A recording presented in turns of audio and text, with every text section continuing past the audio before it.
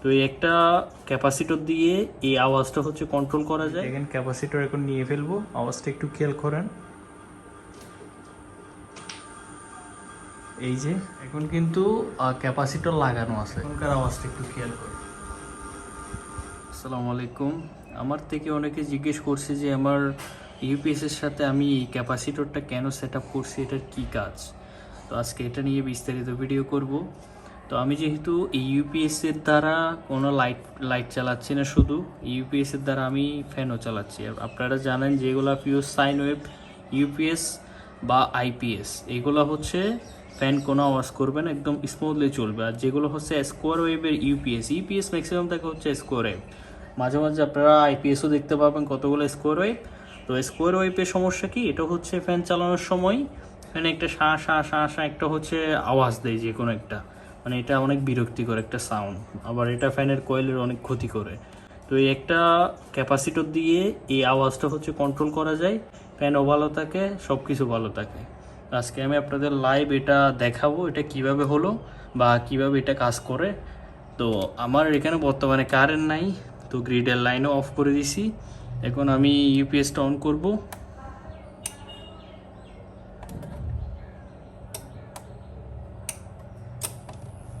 এই যে আমার ইউপিএস বর্তমানে অন আছে। এখন আমি এই বোর্ডের লাইনটা দিব। এই যে আমার ফ্যানও রানিং হয়ে গেছে, লাইটও জ্বলতেছে। এটা কিন্তু বর্তমানে ইউপিএস থেকে চলতেছে। এখন আপনারা একটা জিনিস খেয়াল করুন, এই যে এখন বর্তমানে কিন্তু আমার এই জায়গায় ক্যাপাসিটরটা হচ্ছে লাগানো আছে। আপনারা ফ্যানের দিকে একটু খেয়াল করুন, আওয়াজটা একটু ফলো করুন।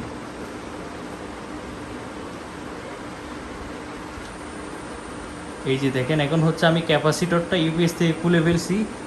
এই যে ক্যাপাসিটর ইউপিএস থেকে নিয়ে নিছে, এখন কিন্তু আওয়াজটা কিন্তু একটা অন্যরকম একটা আওয়াজ আসতেছে। এই যে এখন আপনাদের সামনে আবার ক্যাপাসিটরটা ইউপিএসে সেট আপ করবো, আওয়াজটা একটু খেয়াল করুন। এখন আওয়াজ ডিরেক্ট গায়েব হয়ে যায়। এই যে দেখেন একদম স্মুথলি ফ্যানটা চলতেছে। এই যে আপনাদের এখন বিষয়টা আবার ভালোভাবে দেখায়। এখন ফ্যানের ভলিউম একদম ছোট করে দিছি যাতে আওয়াজটা একদম স্পষ্টভাবে বোঝা যায়। এই যে এখন কিন্তু ইউপিএস এর মধ্যে ক্যাপাসিটর তো সেট আপ করা আছে। আমি দেখেন ক্যাপাসিটর এখন নিয়ে ফেলবো, আওয়াজটা একটু খেয়াল করেন। এই যে একটা শাঁ শাঁ শাঁ করে একটা আওয়াজ আসতেছে, অনেক মানে বিরক্তিকর। এখন আমি ইউপিএসে ক্যাপাসিটরটা লাগাবো। এই যে এখন দেখেন টোটালি আওয়াজটা কিন্তু গায়েব।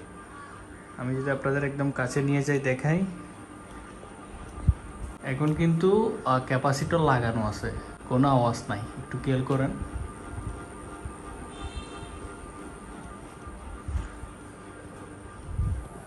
এখন হচ্ছে আমি ক্যাপাসিটরটা নিয়ে নিব। এই যে এখনকার আওয়াজটা একটু খেয়াল করুন।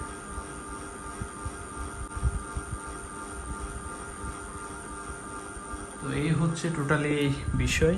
ক্যাপাসিটর লাগানোর সুবিধা হচ্ছে এটা। আর ক্যাপাসিটর লাগালে অনেকের হচ্ছে দেখা যায় রেগুলেটর আছে, অনেকের দেখা যায় হচ্ছে আইপিএস লাগালে রেগুলেটর এগুলো বারবার নষ্ট হয়ে যায়। তো এরকম একটা ক্যাপাসিটর সেট আপ করলে এগুলো বেশিরভাগ ক্ষয় হচ্ছে স্কোয়ার ওয়েভ আইপিএস এর ক্ষেত্রে বারবার রেগুলেটর নষ্ট হয়ে যায়, ফ্যানের কয়েল নষ্ট হয়ে যায়। তারপরে এরকম যদি একটা ক্যাপাসিটর সেট আপ করেন তাহলে হচ্ছে আপনারা আওয়াজ থেকেও মুক্তি পাবেন, এগুলো এরকম সমস্যা থেকেও আপনারা মুক্তি পাবেন। ভিডিওটি ভালো লাগলে অবশ্যই আপনার মতামত জানাবেন কমেন্টে। আর নতুন কোনো কিছু যদি ভিডিও চান অবশ্যই কমেন্ট করে জানাবেন, আমি ইনশাল্লাহ দেওয়ার ট্রাই করব। আর আমার পেজটা ফলো করে অবশ্যই পাশে থাকবেন। আসসালামু আলাইকুম।